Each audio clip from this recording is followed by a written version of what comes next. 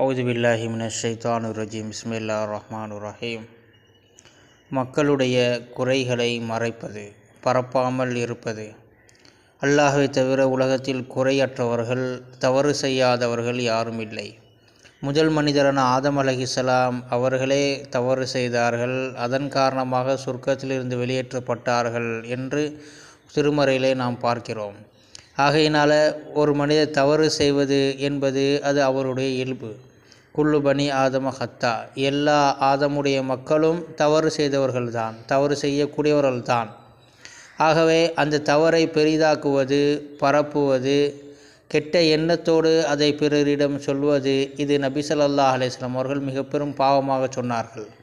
அதே நேரத்திலே ஒரு அடியானுடைய தவறை மறைத்தால், குறையை மறைத்தால் அதற்கு மிக பெரும் கூலி இருப்பதாக சொன்னார்கள். யார் இந்த உலகத்திலே